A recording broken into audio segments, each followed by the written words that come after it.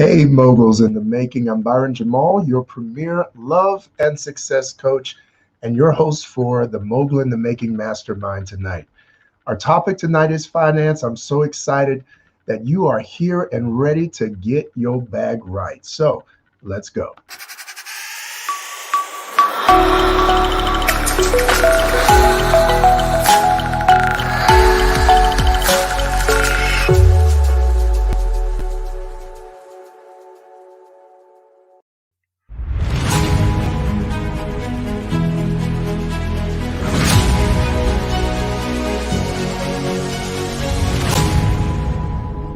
What is a mogul? A mogul is a person who dominates an enterprise or industry. We've been taught that domination looks like war, destruction, and loss. But domination is nothing more than having a commanding influence. So whether you're in your boardroom or your home office, your cubicle or your conference room, we come to dominate. As we influence each other, we will change our world. This road can be lonely and free time few, but be encouraged because you're no longer alone. Welcome to Mogul in the Making Masterclass. And welcome back. Thank you for joining this Mogul in the Making Mastermind on finances. Look, just a little bit about Mogul in the Making for those of you it's your first time. It started for a very personal reason. As a love and success coach, I saw the rising numbers of suicide and depression that was happening amongst professionals.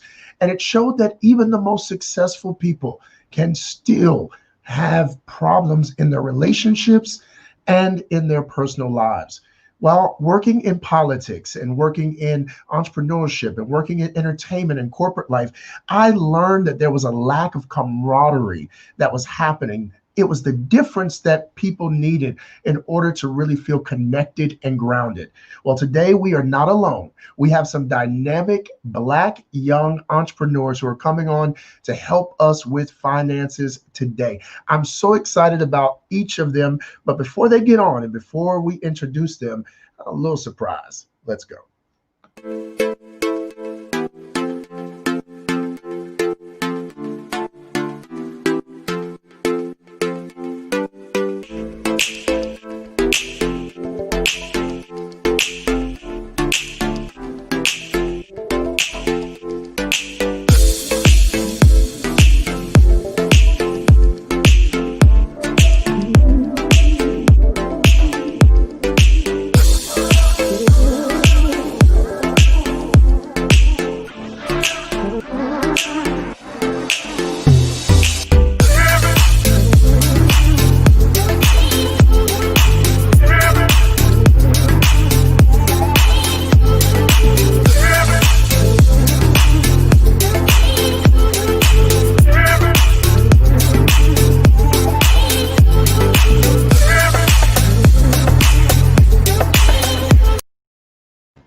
All right, as you can see, we have some dynamic personalities, some big personalities. I'm so excited to bring them on. Let's go ahead and get started. First, we have the dynamic CEO of Keys to Black Wealth. Thank you for coming on, Brandy. How are you today? I am doing pretty good. How are you? I'm great. Thank you for asking. We also have in my brother, the multi-business entrepreneur who's a chef, a singer, an event planner, a motivational speaker, and more. Come on in, Alan. How you doing today, brother? I am wonderful. How are you doing, man? It's so good to Great, see you. man. Thank you for being here today. And last but certainly not least, the dynamic brother with the big personality, LADRE Weathersby. We thank you for coming on, CEO of Better Life Institute. What's going on? How you doing, LADRE? I'm good, brother. How you doing, man? Great. Thank you all for choosing to come on today. I'm really excited about this conversation and how we're going to help some people. Look, we'll start in the order that you were brought on and just start with this first question as some of our viewers who are watching today get their questions ready. Let's go ahead and jump right in. Entrepreneurs and professionals have big dreams and major goals, but alone, dreams don't pay the bills and goals don't secure the bag. So how would you advise someone who is full of passion but doesn't have a financial plan in place? Brandy, what would you say about that? I like that. First of all, you coming out dropping keys already. So just a quick little thing here, Keys to Black Wealth. What we do is when people drop a little nugget, sometimes when you go to like a poetry event where they snap their fingers, Yes. we shake our keys. So, yeah, that's trademark though. That's trademark. So what we got? So let's get into it. Personal finances and entrepreneurship. So first of all, personal finances, entrepreneurship, and just life. You know what I'm saying? It is the key. I always say personal finances is the engine that makes things go. So it's just like driving a car, and if you don't have that engine inside your car, if that engine's not right, then the car is not going to be able to push forward. It's not going to be able to get you to your destination. So personal finances is critical. We always talk about 7 keys to financial management and 7 keys to what we believe Black wealth. And that first key is financial awareness. And that's really when we're thinking about entrepreneurship, when we're thinking about any type of goal or anything like that, that first key, that financial awareness, becoming aware of the tools and the resources that's readily available to you is going to be first and foremost in order for you to start activating and building upon those plans. That's awesome. Thank you so much for that, Brandy. What about for you, brother? Alan? I would like to start off with a famous quote. Recently, a good friend of mine's mother passed away. And as he now has his PhD, but as he was graduating with his master's, we were at dinner and he was talking passionately about everything that he was going to pursue. And his mother listened, and as she got ready to pay the bills, she said this quote, and I'll never forget it. She said, "Baby, passion don't pay bills." And that sticks with me because a lot of people who are entrepreneurs who are pursuing something are very passionate. I was very passionate. Before I was successful with the business I had, I launched 3 other ones that were unsuccessful because they were driven by passion, but no plan. So if you have something that you're really serious about, it's going to cause for sacrifice at some point. The best way to prepare for that, I read a lot of autobiographies because I love to hear about people's stories. There is not one successful person who I have read a story who didn't have to sacrifice. But if you plan for that sacrifice right now that you are passionate about, it will be a much easier road than what I had to take. I didn't always plan, but I wish I had someone who would have sat down with me and took the vision of what I had and say, okay, I know you want to jump out with this, but let's look at this. Let's clear up some of this debt. Let's do some of this. And your launch can be more successful with the right financial planning. All right, man, come on now. Those keys were shaking for that. We were shaking them keys. LaDre, what are your thoughts on that? Sit down. Set your behind down somewhere, because most people forget that if you don't have a plan personally, you cannot have a plan professionally or business. Oh, that's good. So set your behind down somewhere and go learn. Yeah. Because the reason small businesses fail most of the time is not because the idea was bad. It's not because the pricing was necessarily bad, not because the target marketing was bad, not because the advertising was bad, but because you haven't grown to the person that can handle the business. You haven't grown to own the business that you want to start. So sit down. Sit down. You better sit down. You said have several seats. Sit down. And not just put a plan together, but like have a qualified person who has the receipts for what you want in the industry you want to show you what to do and how to do it. Because in our community, we love bragging on the fact that we did the hard way. Why? Right. Yeah. There is no honor in climbing up the side of a mountain when you could have walked or drove up. Exactly. Sit down. Sit down. I'm for that. Thank you for that, brother. So those were already. I can see where this is going to go. We've got the brilliant minds on today, so I'm excited about what questions are going to come in. But I have some that I want to make sure I get out of the way first. Brandy, I want to jump right in with you, and you are very uniquely, because it is dominated by men, a woman in finance. What does that mean to you to be a woman in finance? Whew. That's a loaded question. It's been quite the journey. It's so interesting. I went to Wittenberg University, was a history major, graduated and went directly into finance. So, go figure with that. But, and when I started, I started just like everybody else, you have this, it was a job for me, it's just opportunity, started in the hospital finance arena, and really got extremely passionate about finances because I kind of started to realize that finances and really financial preparation and being financially prepared is life or death. In most cases, it can be the difference between, saving your life and not saving your life, the difference between getting to work and not getting to work. So it's all of these different areas that finances is so critically important. But when I was working at the hospital at that time, what I saw was many women who had catastrophic illnesses. They didn't have their finances in order. I saw a lot of situations where if the husband got sick and passed, a lot of the women didn't have any knowledge about how their financial household was ran, and then even on the career side of it, I think there's about 11% of women at the executive level who's currently in finance at the executive level. And then when you think about like the VC and the venture capitalists and that side of the financial fence, is only 6%.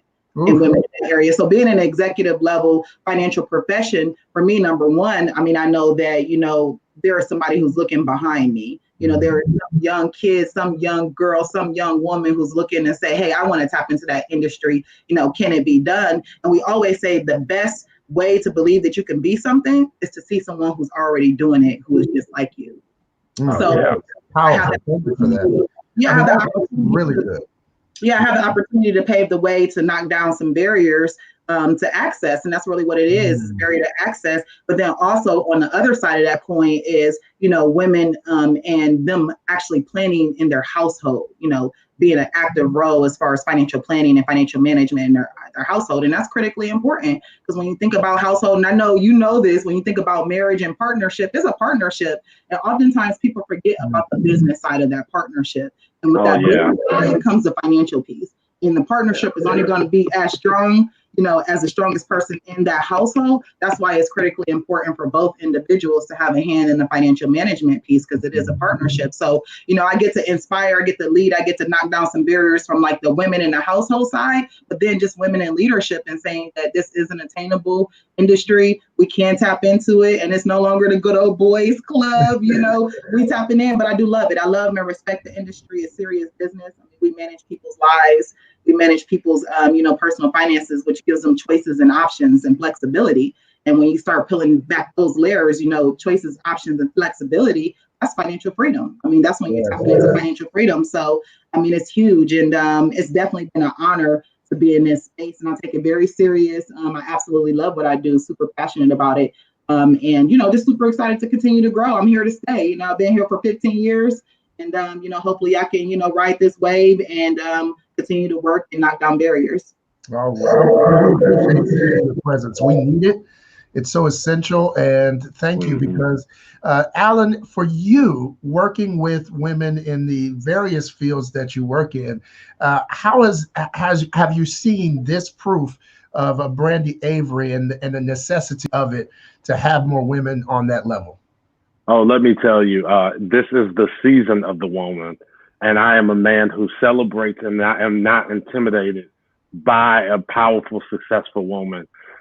Maybe about 2 years ago, I did I have these retreats I do, and I originally started for men, but I introduced women because there was such a strong interest for women. And I did a brunch for women. And one of the things that I talked about was that it has been on the back of women, Black women specifically, that have helped, and that the Black woman should be celebrated. So my company is called Two Guys in the Kitchen, but the success where we really launched and we saw the greatest increase didn't come until I hired 2 women. My operations manager is a woman.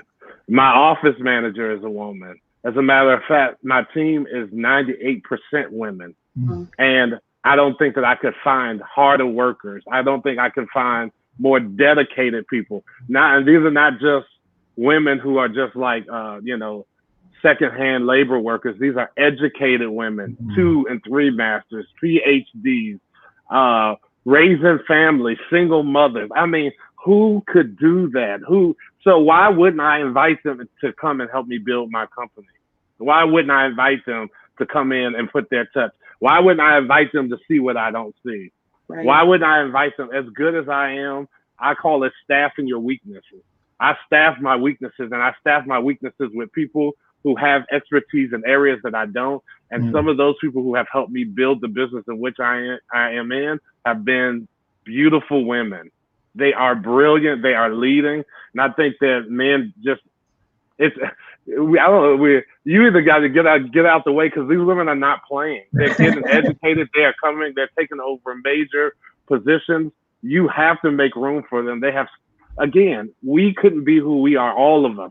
All of us came through the canal of some beautiful woman who pushed us out. We couldn't be who we are if we were not on the back. When the black man was being torn down, it was the black woman who was holding us up. So why wouldn't we pull them up as we are succeeding in corporate spaces and business spaces? Why wouldn't we pull them up, not to be behind us, but to be right next to us? Right. Yeah, so I can't say enough about women. Now, I wouldn't tell the women in my office this. They would get great pleasure out of seeing me talk about this, but truly, it is because of those women that we have in our office that we have launched. Literally, when we brought them on is when we saw our increase happen.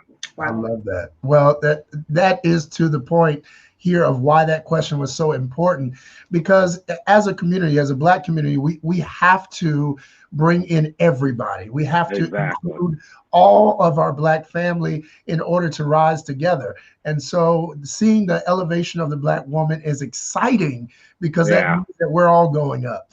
I'm really excited about that. And I will say that there are people who don't think like you, Alan. You have multiple streams of income. You do multiple things.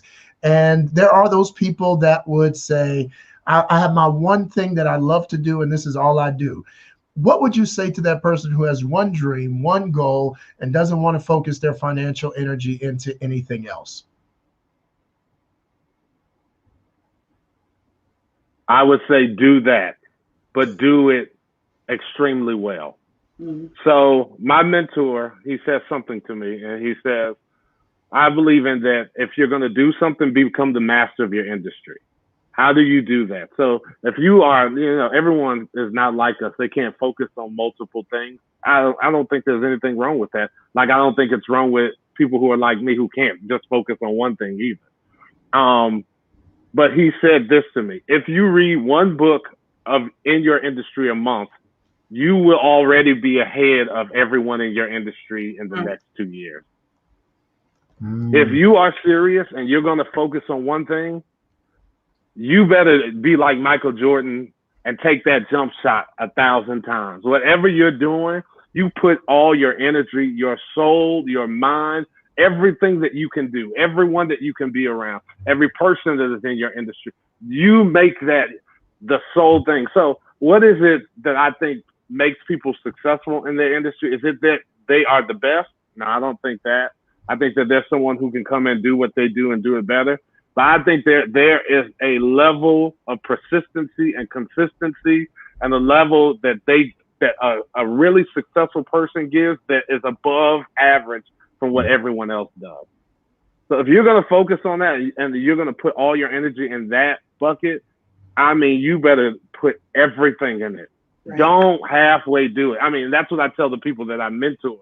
Like, if you're coming in here to play games, you told us to watch what we say, but if you're going to half-A it, don't play with this. If you're going to come in here, give it everything that you have. Right. And I promise you, and even though we're talking about finances, one thing that I think that you'll hear me say is I never chase finance.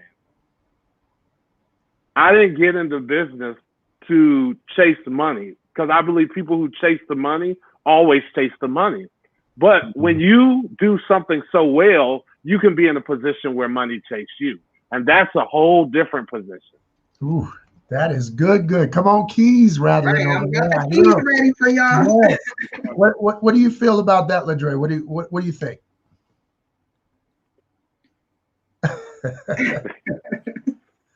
So maybe you don't want to be a mogul. So in my coaching, I teach that there are different phases of being a person who does business.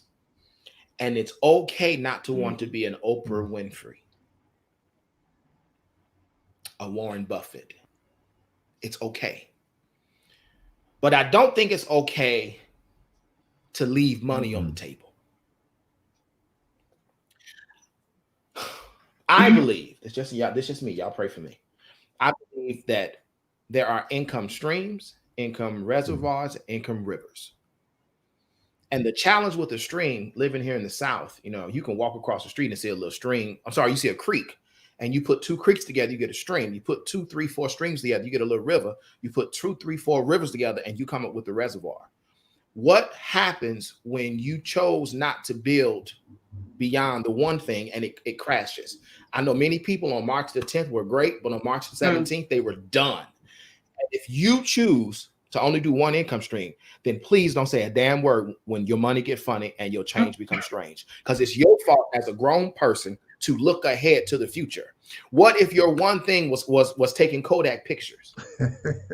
You were dead 30 years ago. What if your one thing was vinyl records? You were dead 60 years ago. And so I do want you to be the very best at what you do, but at the same time, don't leave money on the table. A.G. Gaston, his biography talks about how he built a vertical business. A vertical business is a business in one industry, but it takes out everything above it. So he started selling life insurance. Then he started burying the people. Then he bought the funeral home. And so just because you don't want to have all these other things out there, it still doesn't mean you have to leave money on the table. Build vertically in your business. And a lot of times people talk about these streams of income. I don't want a stream, because how long does it take no rain and that stream dries up? How long does it take some incident and that stream is gone? So I don't want streams. I'm working on rivers and reservoirs. But again, if you want to do one thing, be the very best at it, but also be mature enough, be trained enough, be taught enough to not leave any money on the table. Because what if your biggest contract is no longer what if your biggest revenue source is not the one thing that you thought you was going to do? Or what if God decides, okay, now it's time for this, and it's way bigger than what you thought? You going to back away from that? Which means that you prioritize being comfortable to the point that you kill your own legacy. The devil be damned. The devil be damned. I feel that. Alan, you want to respond back to that? Yeah, no, I love that. I think that I agree with that, because I think that once you find out what your focus is and you go into that, once you begin to see growth, it leads to other places. Right. There has to be a diversifying that happens with you. So I always tell people, like, connect with people who are in your industry, but also connect with people who are not in your industry. People in your industry will teach you the things that are happening in your industry, but someone that produces something new that has not happened in your industry. And you're absolutely right, because when COVID hit, our industry in every aspect got hit. Food, entertainment, parties, every aspect got hit. But guess what? In October the year before, I had got with 25 other men, and we had already planned, how do we diversify what we do? So all us and those 25 guys, all of our businesses have been more successful during COVID than it ever has. When I couldn't do catering, when I couldn't do food, we started doing meal plans. We started doing Soul Sunday. We were doing 650 to 850 orders a week.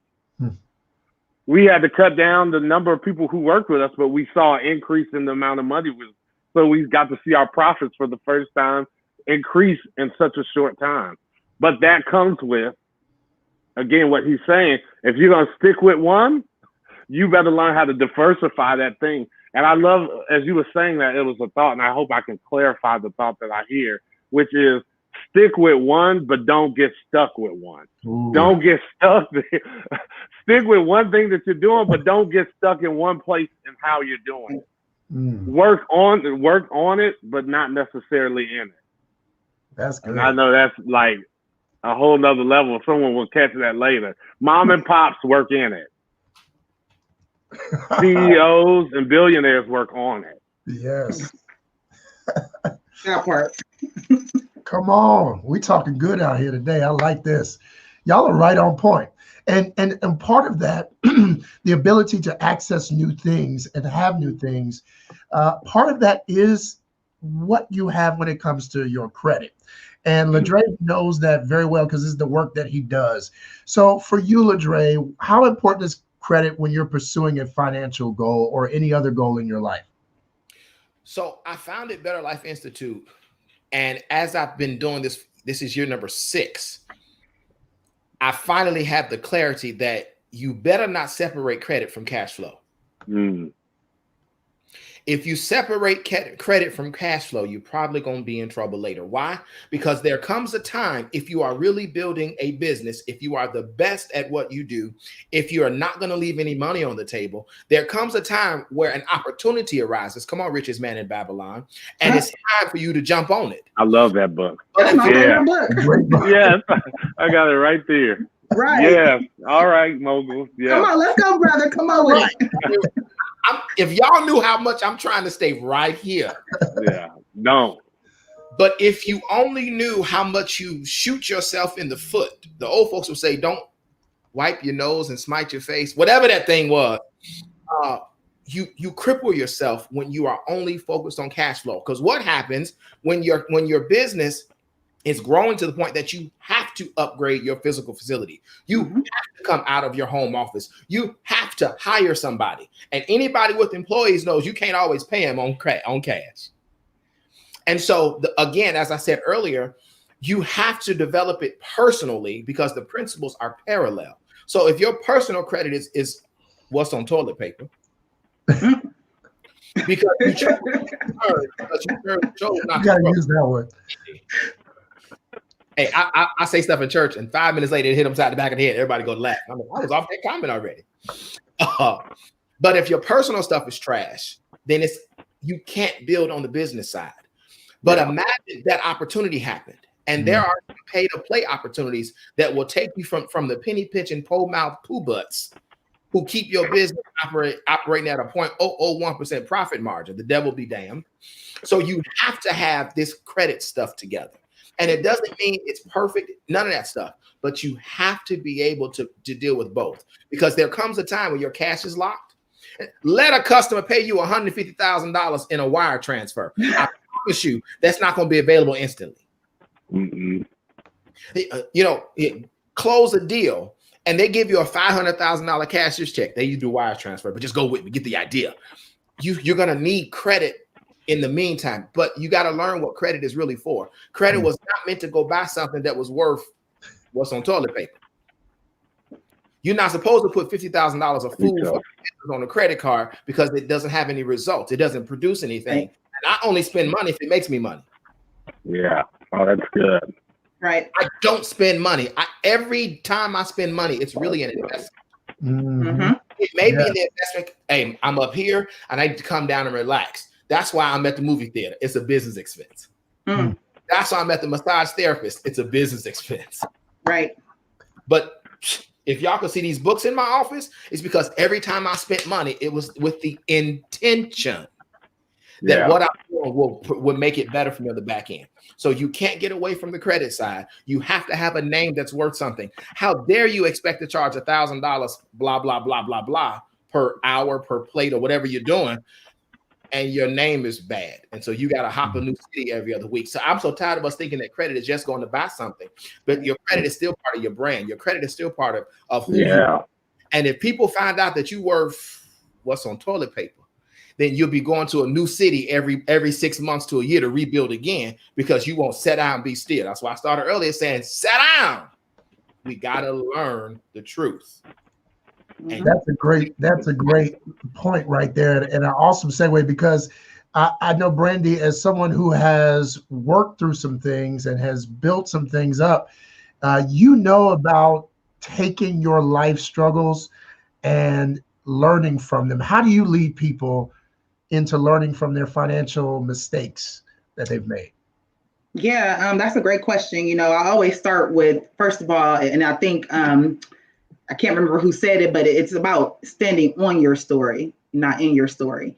And it's that same concept when we're talking about personal finances, so on and so forth. First of all, we all got a story, right? We all have a story to tell. There are so many people. If you are tapped in, social media is right at our fingertips, so you can tap in wherever you need to tap into. And you hear all of these stories about these moguls out here who was homeless, parents left them, born into drugs. You got all of these crazy stories, and we all got them. Like, we all have those stories, and I too have my story as well. And I had to learn how to stand on my story and not get stuck in my story. There's always going to be struggle. There's always going to be pain. There's always going to be, a mountain that we have to climb. And I think the number one thing is understanding that this is not a destination that we're trying to get to. Like, if you feel like there's some end result that we're going to get to some destination, it's not that. This is a marathon. This is a journey. And as we take this journey, as we're on this journey of life, and even in our personal finances, we're going to hit like different levels in this journey. And it's all about leveling up every single time. So first of all, you got to accept who you are. You know what I'm saying? Like, I always say, I slept on the floor, I slept in the car, I slept in the bed, but I've never slept on myself. So I've always had that sense. Oh, that's good. Yeah, keys. Shake keys for myself. I shake. Yeah. I've always had that sense of self-drive, determination. I actually had just put a post up on my social media, and I was like looking up all the words with self, and it was like self-care, self-defense, self-determination, self-starter, self-drive, self-respect. All of that, like, can't nobody plant that into you. Like, no one can give me that. No one can put desire inside my body and make me feel like I want to go and desire to like get my finances in order. No one could have given me that, period. Now, there's mentorships and things like that. We get all of that. But even with those mentorships and that great leadership I had, I still have to have that drive within myself. Yeah. To say, okay, I know that I went through this, but what are we going to do about it? Yeah. Right? What are we going to do about it? And we all obviously have our own way of getting there. You take your time, you process, you go through the therapeutical things that they talk about, therapeutic things that they, the resources that they give us. But it's really about self and what do you want? And you do have to want it. Sometimes with success and some of the things that we're discussing today, that's got to be up there with oxygen. And that's just it. I'm saying? Entrepreneurs is crazy. Y'all know that. Like, we are different. We're different thinkers, and I always say that, your success and your goals has to be so important. It has to be up there with oxygen. You got to want it just as bad as you want to breathe. And that's it. And when you start thinking like that, and then you kind of get that drive from within yourself, you arm yourself with all of those different tools, those books that we have out there, mentors, leadership, and you start to feel that passion, just brewing inside of you, and you go get it. So it's really about, number one, accepting who you are. Number two, standing on your story, not getting stuck in your story. And then utilizing everything around you to be able to help propel yourself as you're taking, each of those levels through that journey, and you level up. So, that's really what it's about. For my journey, I'm a survivor of homelessness and poverty, and it wasn't my address was a 1976 Blue Monte Carlo, and it definitely was not easy to come out of that scenario, coming from a situation where I grew up with a parent who was, on drugs, a situation we were to have nots, clearly. But it really was taking all of those different things that I just talked about. And really, it was just about self. It was all within inside me. Like, I was able to like open my eyes and see, and I had to make a decision. And sometimes it's really about making that decision. There's a post out there. I love this quote. Sometimes you got to do it afraid. Come on. Sometimes you got to do it scared. Like, it ain't going to be, it's not going to be easy. Y'all know, y'all got stories yourselves. It's not going to be easy. So sometimes you got to do it afraid, but it's all about how bad do you want it. I agree with that with my whole heart. I was listening to you, and I was thinking about this fable of a dog that's walking across a small bridge with a bone in its mouth. And in that moment, the dog looks over and sees its reflection, but doesn't know it's its reflection. Thinks it's another dog with another bone. And so, wanting that bone that the other dog had, he jumps in after it to get it. What ends up happening is, in that stream or that creek that my brother was talking about, he ends up losing the bone he already had. Now, the lesson of that is that as that dog got back to shore, because getting back to shore wasn't the issue, it's a little creek. The problem was, is this dog going to be bitter that it got wet, or going to be better from the lesson? And for many of us, the goal that we need to take away from our mistakes with our credit, with the other mistakes that we made in relationships, because a lot of times in dealing with relationships in my field of influence and work, I deal with people who financially are in the hole they're in because of a relationship or because of a connection, even a business partner or something that went astray. And so I know that if you don't learn from the lessons, if you don't take in and wipe away the bitterness and take in the blessing of the lesson, that you will end up like that dog, shaking and shaking and shaking and standing at that bridge, staring at that bridge, never moving from that bridge because you're mad at yourself and you're mad at your decisions. Right. Learning how to take a blessing and move on and keep going to the other side where you were supposed to go in the first place is how we progress and how we succeed as a people, as a community, and as a tribe. I really believe in that. LaDre, what do you think about what Brandy is saying here in this moment?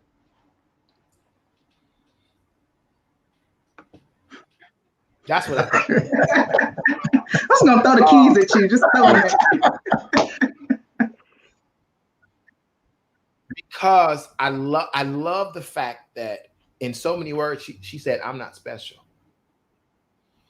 The difference is I'm not bitter about what happened. I learned from it. I've grown from it, and I use it to help other people.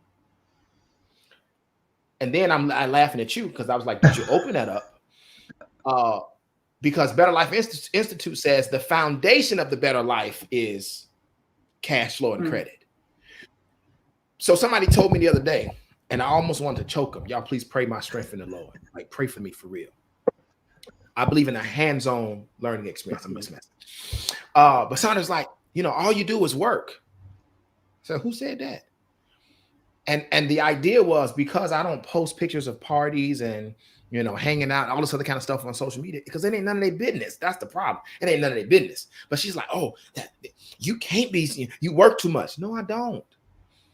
It ain't everybody's business. And there are some parts of your story that you can share, but there are other parts of your story that you shouldn't share in the general moment, So I'm just having a ball with all y'all because, I'm trying to still be nice over here. I can take off and just cut the whole fool. Like, I just turned 40, y'all, and the spirit of Dick Gregory is just so strong in my life. Yes, I've been filled with the Holy Ghost. Yes, I've also been filled with the Petty Ghost, and now I got the spirit of Dick Gregory too. Y'all, please pray my strengths in the Lord. Now I'm knocking on 40. I'm on deck, so I'm already feeling some kind of way. Like I'm feeling real bossy right now. No, Brandy, this was at 30. This started at 30. Yeah. Oh, me too. Yeah. Well, I think I'm right in there. I'm right on that lane right there. Yes. And I'm just kind of like if Reverend Pastor hadn't have told us to be a little nicer, that's why I've been muting myself. Because that Dick Gregory, Dick Gregory, he would just tell you, and one of his favorite words was a letter. Mm-hmm.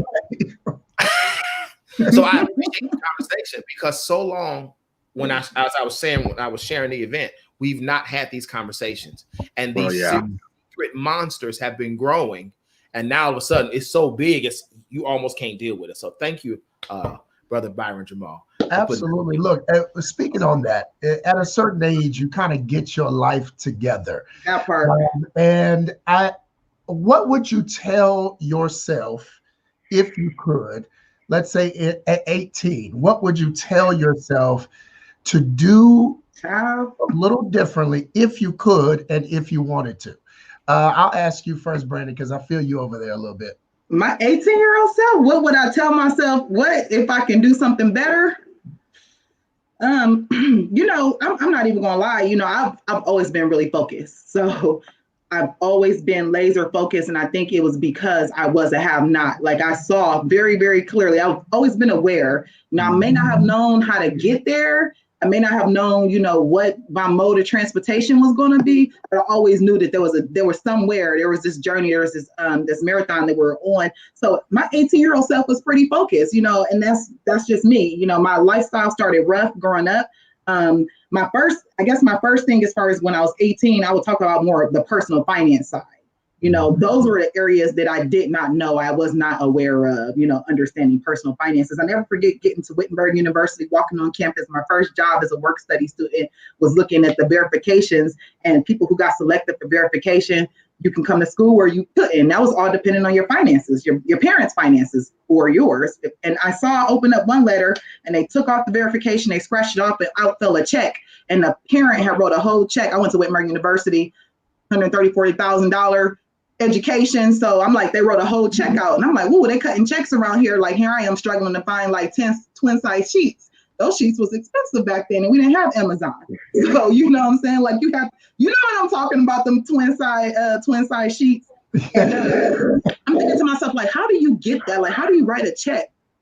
You know what I'm saying? How do you write a check for your child to come and explore and have this exploratory experience? Because college is exploratory. We already know, like, it's like I was a history major, came out and went to finance, you know, or whatnot. And then with my licenses and stuff, I didn't even have to go to school to get this. You know what I'm saying? So during that time, I guess what I would have told myself is, number one, I got caught up in credit card trouble.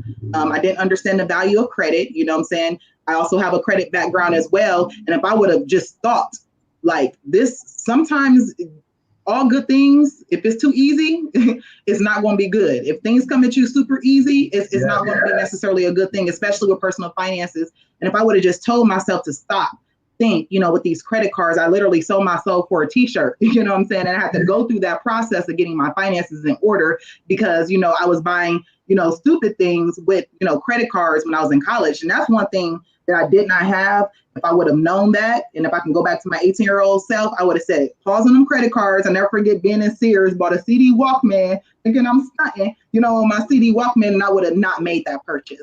I would have made better financial decisions because those decisions carry all the way through, you know what I'm saying, the early part of my adulthood. And it wasn't until close to my early 30s where I was able to understand how to get that stuff taken care of and get my credit and stuff cleaned up from those decisions that I was making when I was 18 years old. Oh, that's you the keys right there. For real, that was good. What about you, Alan? What are you feeling? I would tell myself just that you are enough. I think at 18, I had started my first business. I had invested $10,000 in it on my own.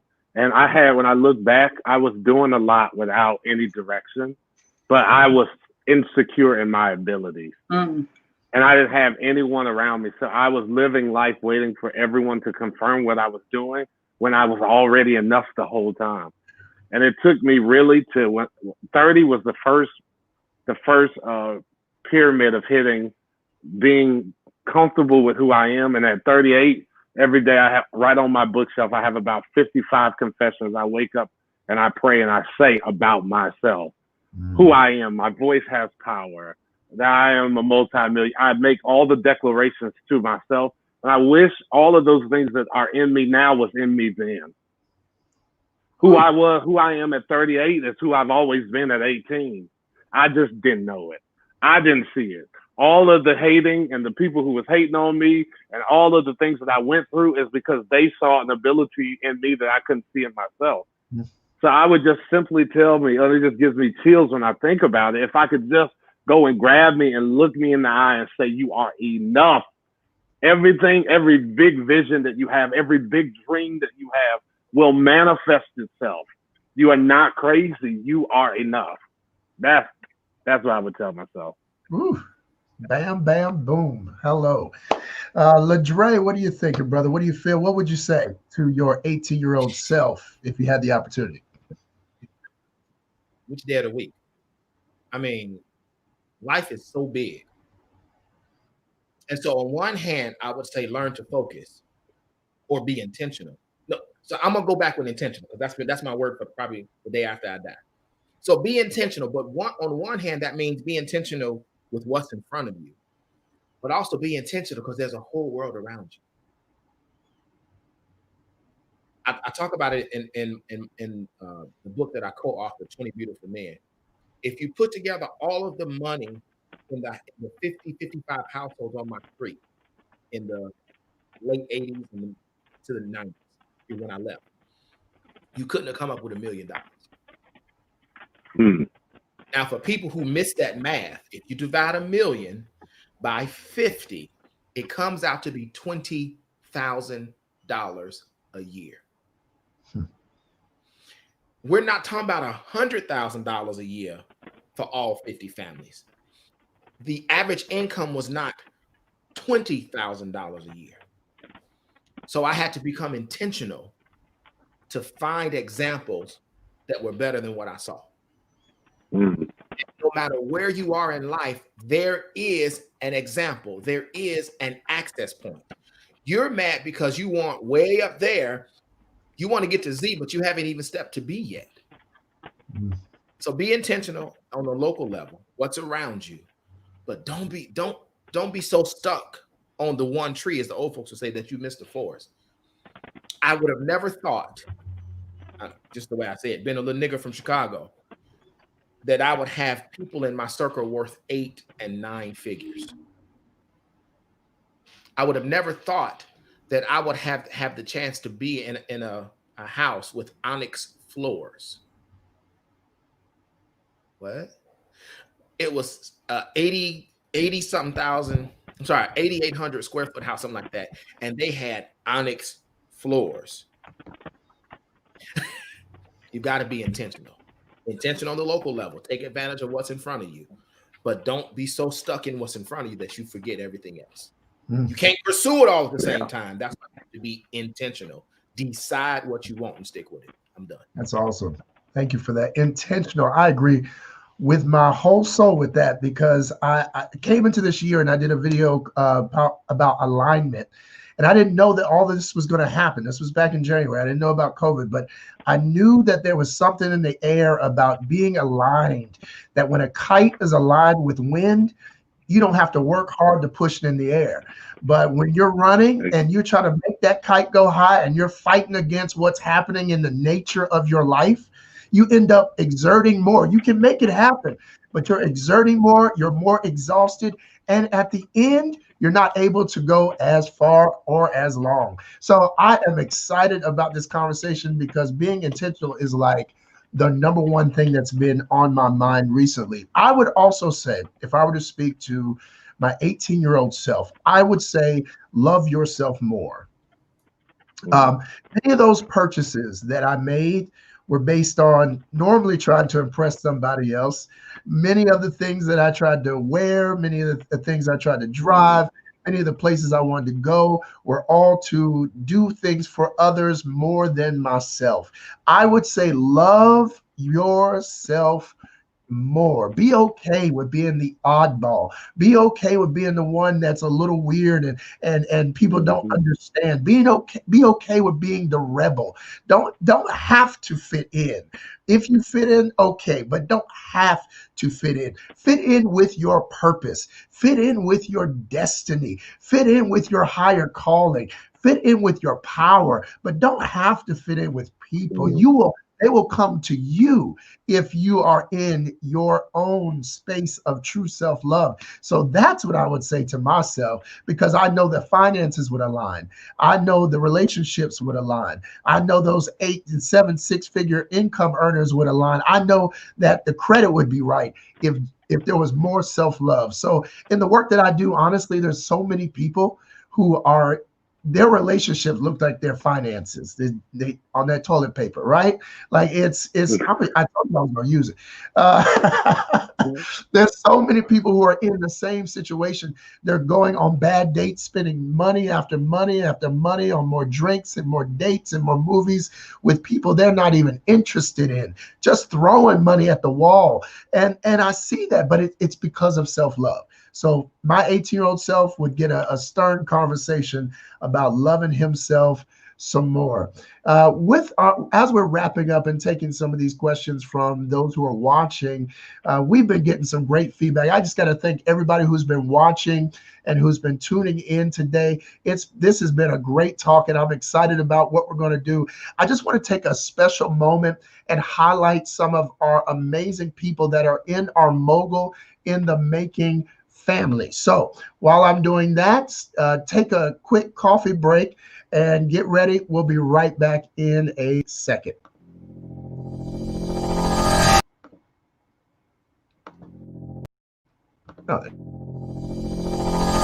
Come take my hand and see the world around you. The time is right, just let the light surround you. And step by step you feel it coming alive. The feeling deep down inside, and you've got nothing to hide. The top, you've gotta keep on moving. Don't let it stop, just gotta keep on moving. I know you're doing your best, you're stepping up in the rest. Just keep on passing the test, and then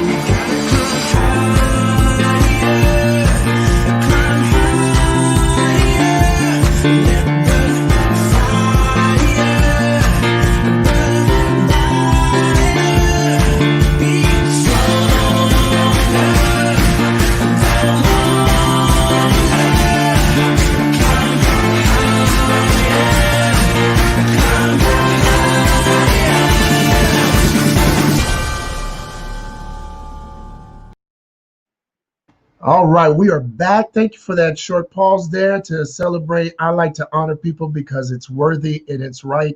And as Alan knows, our pastor always says, what you don't honor will leave your life. So I do believe that with my whole heart. Let's ask this question to everybody as we're closing out and getting ready to dismiss here. But how do you balance your brand, your mental health, your personal life, and your finances? How do you balance all those things together when it comes to how it makes up who you are and what people see?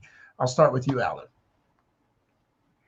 Okay, so I actually have balance tatted on my arm, and I don't look at the word balance as everything equal. I don't believe that there is like a real truth to like everything's going to be equal and balanced. I look at balance as everything gets enough of what it needs.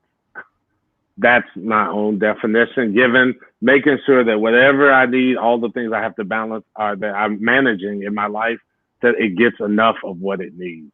So I don't know. I ask this question to a lot of successful people, and I don't think that anyone who really works in it can give you, a really, black and white answer about when it comes to balancing. It's just that when you are aligned in your soul's purpose, there is a fuel that comes beyond you. I was in Florida yesterday. I got in on a flight that was at midnight. I had to be up at work by 4 a.m. I did not want to take a nap in between getting back to this because I was afraid I might miss this call. So I have stayed awake the whole time. But as soon as this is over, I'm out. But where does that strength come from? That is something that is beyond me, because when I am in alignment, I worked in the hospital for eight and a half years. I was a corporate educator, and those things were taxing. But when the work that I do now, it does not feel like work. So I'm like in my alignment, and I'm just learning to give enough. Sometimes I have to take trips. COVID has had me on lockdown, so I've been out for the past 5 weeks. I've been to Mexico, Denver, Dallas, Miami. I'm like, I have to bring myself in enough of what I need in that moment, because I know in the next few months I'm going to have to dig deeper as we hit the holiday season, and what that looks like. It's the busiest season for me, so I have to give myself enough. Just know how to give yourself enough. Yes. The other thing I would say in that balance is, what I didn't have was learning to celebrate your small victories. I think people who are really driven, I don't know that we know when enough is enough. We're always like, we're going for it. What is the goal? We don't know what the goal is. It's never good enough. All I see is what I'm not doing and what I could be doing better. And I think a part of, and look and say, okay, let me celebrate these small victories. And for some reason, the way I grew up, I felt guilty for saying that. I felt guilty for saying, let me celebrate me. Oh my God, why do we feel guilty for that? Because then that put me in the real balance of what I need, because then I'm not driven as a workhorse towards something and not knowing what I'm going towards, and really stepping back and being able to be grateful to see that God has already blessed me with everything I have been asking him for. Woo. Come on. I mean, I don't know if any of that made sense or if it meant balance or not, but enough of what it needs to be is where I would land. That is so good. Let me tell you, I have my clients do the same thing. I tell them to map out everything that's important in their lives, and then start putting percentages, because you only have 100%. Start putting percentages beside each one. Is the working out going to get 50%? And then sleeping's getting 10, and then your food and eating, you got to eat, right? You got to, I take that whole perspective of when Bill Cosby on the Cosby Show was doing that with his son.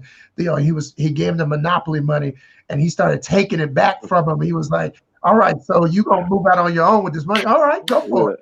But okay, so you going to have a car, right? All right. You want some nice clothes. All right. And you have a girlfriend? Oh, yeah. Let me take the rest of that.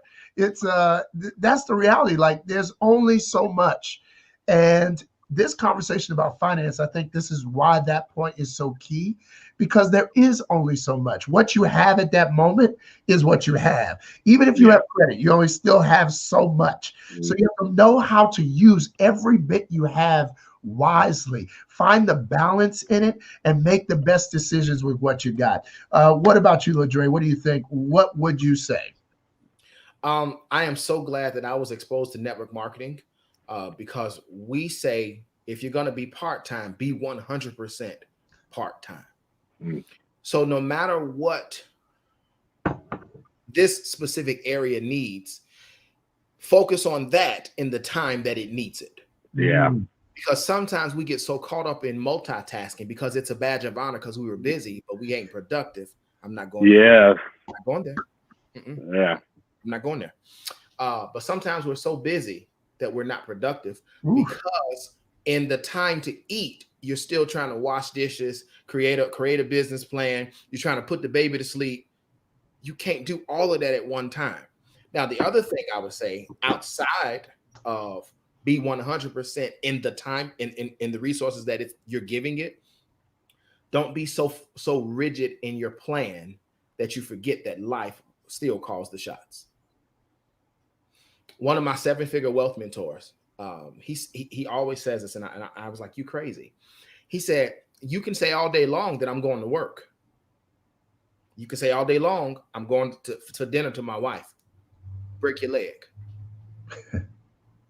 And all of a sudden, those priorities are no longer the priority because life has said something else. And don't be ashamed when life says something else. There comes a time where life says, sit down, put the phone up, play a video game.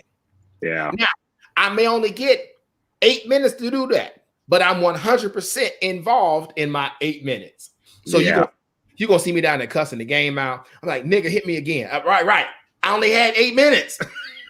Like, that was 2 Street Fighter battles and I'm done. But I gave myself the time, and I was so into that time. In that 8 minutes, I was not thinking about a client. In that 8 minutes, I was not thinking about a content video. In that 8 minutes, I was not thinking about somebody who says, oh, your class is a year and it's $10,000. Yep. You can pay it once. It's nothing to me. I'm not there anymore. I'm not, oh my God, it's a lot of money. But in my 8 minutes, I'm not thinking about none of that. I'm thinking about, can I uppercut him one more time and kill him? Be 100% in the time you have for what you've allocated, because you're intentional. You made a plan, but don't be so rigid with that plan that you can't deal with the fact that life has happened. I'll leave off with this. Some years ago, somebody told me, they said, well, hey, one of my aunts was in a coma. And so they said, are you going to go back to Chicago? I said, no.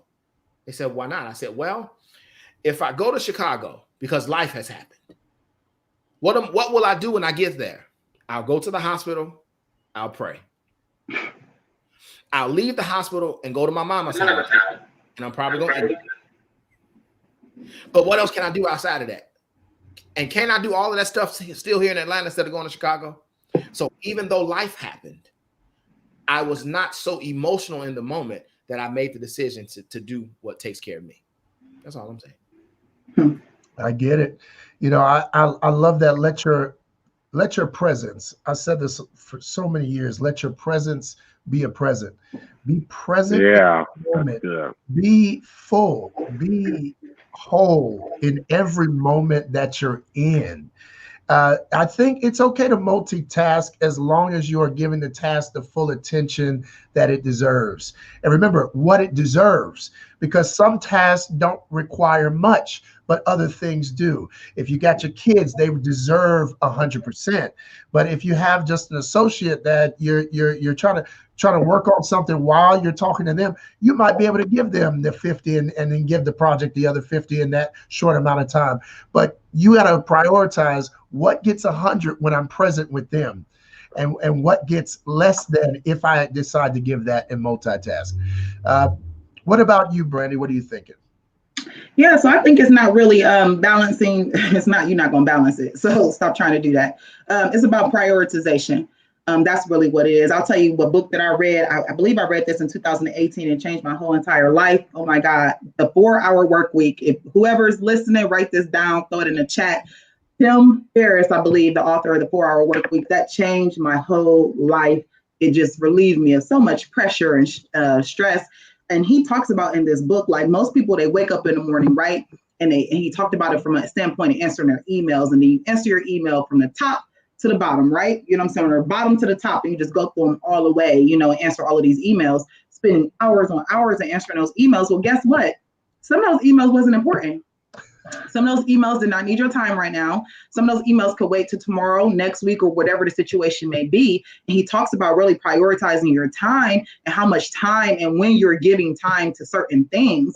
And after I read that book, it kind of changed my life, because like everything's not a sense of urgency. Everything doesn't happen today. It doesn't have to happen today. So I'm like that. Like right now, I mean, it's all about prioritization. You know what I'm saying? Like if it's the bag, if it's the money calling, that's going to get boosted up to the top. You know what I mean? If some individuals gonna get pushed down in that text message thread, y'all know how it is. Like, did you get my, yeah, I got it, but you know, you about 7 days, you know what I'm saying, priority down, and you gotta be okay with that. As an entrepreneur, we all know how it is. Things get crazy, you know what I mean? Like you gotta stay persistent on individuals, but everything doesn't get my time immediately. And it took me a while to get to that level as an entrepreneur, as a business owner. But after I read that book, it really changed my life. And you have to just be okay with that, understanding that, you know, clearly we think different as entrepreneurs, you know what I'm saying? We don't require as much, you know, sleep and rest. And I don't know how we wire different, but for some odd reason we can operate with no sleep. I don't know, it must be a special skill set or something that we have. But, you know, like I had a 20-minute break today. It was great. You know what I'm saying? I was all in. I sat on the patio, had a little tequila, you know what I'm saying, one time. And guess what? I got right back into it. 20 minutes, that's all I needed. That's all I needed for my day. Prioritize that into my day, just like you said. And I got I didn't answer any emails, and I gave that 20 minutes all my time, and it rejuvenated me. You know, the tequila helped too. And I got back in and I jumped right here. So it's really about prioritizing, understand what's important, being intentional. And then also that intent has to align with your goals as well. Like, what is your goals for the day? Like, what are you trying to accomplish, you know, for the day? So I just want to say that, you know, even when you're thinking about prioritization and balance with your personal finances, and kind of end on this, since we're talking about personal finances, you know, we talk about with Keys to Black Wealth, which I want to invite everybody to go check out Keys to Black Wealth. I don't know if this is my last time to talk, so I'm going to do my little plug, but I want to invite everybody to go check out Keys to Black Wealth. We are on IG, all social media handles, podcasts, you know, all of that stuff out there. We out here, but there's 7 keys that we believe is the key to wealth. And even when you're looking at those 7 keys and you're talking about getting your personal finances in order, that's even going to take balance. You know, it's financial awareness, it's credit and debt. We're talking about ownership, income, investment, policy and law, and financial awareness. And when you look at those 7 keys, all of those are not going to just be equal across the board. So even when you're thinking about your personal finances, your credit might be cool one time, but your cash flow might be off. Or sometimes, you know, credit and cash flow, they got to operate on a more balanced standpoint. You might have your debt upside down. It just all depends on your personal financial goals. If you're out and you're utilizing your credit, then guess what? Your credit score is going to be a little lower because you're utilizing your credit, but that's intent. That's intentional. So you already know what the outcome results of that is. So it's not really about balance. We're not really checking for balance. It's more about prioritization. And I do recommend everyone go check out that book, especially if you're an entrepreneur, if you have multiple tasks that you manage every day. 4-Hour Work Week by Tim Ferriss. That book is the bomb. And definitely go check out Keys to Black Wealth. That's 7 keys to generational wealth, because that'll blow your mind right there. It's got all of the keys in there. Go check it out. It's on our website, keysblackwealth.com. Love it. Thank you. That was good. This has been really like, wow. Y'all each have made so many comments and so many key nuggets that are leaving me speechless even now. Normally I'm not like that, for those of you who know me. I really am excited about this. The feedback that we've gotten from this has been outstanding. And each of you has offered a thought and perspective that is so unique and dynamic. I know this was aligned, my word for the year. Look, let me end on this. I'm going to let each of you go ahead and drop your IGs and all of that now, and then I'll give some closing words. So go ahead, Brandy. You started. Do you need some more? I need some more. Okay. I need my time. I'm gonna reclaim my time. So, first of all, thank you so much for having me on today. My co-panelists as well. This has been an amazing conversation. So I love Synergy, Wakanda Forever. You know, we all here. Love good synergy. Brandy Avery, Brandy N Avery. You can see on the lower third my IG floating around there. Come connect with me with Keys to Black Wealth. I've been in the financial service industry for 15 years now. I specialize in credit and life insurance as well. Maybe we can connect on some things and, you know, network. I love to stay connected with the panelists, but check me out. Keys to Black Wealth co-founder. We are on IG and all social media outlets. And we also have a phenomenal Keys to Black Wealth Summit coming up. We throw the best events in the whole entire world. Ask anybody, they will tell you they are amazing. Everybody's invited on the panel as well. We'd love to have you out. We will be in Atlanta, Georgia. We throw international events. This is going to be live stream broadcast from Studio House Atlanta. Shout out to Studio House Atlanta partners. And we will be streaming globally. So that's going to be October 17th and 18th. And all of the information is out there on Keys to Black Wealth. That's Keys to TO Black Wealth, and go check us out on IG, social media, all that good stuff. Awesome. Alan. Yo, first of all, this has been amazing. I'm so humbled. You've been dropping keys. But I run an event planning and catering business. We're in 6 cities. We're in Charlotte, Atlanta, Nashville, and the Triangle area. I also have a networking group called the Ladies and Gentlemen. And we do annual retreats. We were unable to do it this year, but we're planning for next year. And we bring together entrepreneurs, business and community leaders, and we are building a Black ecosystem. So we are taking the movers and shakers. This is not for the people who just want to get to the top of your industry. These are the people who want to take over the industry. And we talk about simple things like centering your soul so that when you get to the pinnacle of your success, you don't fall off and die.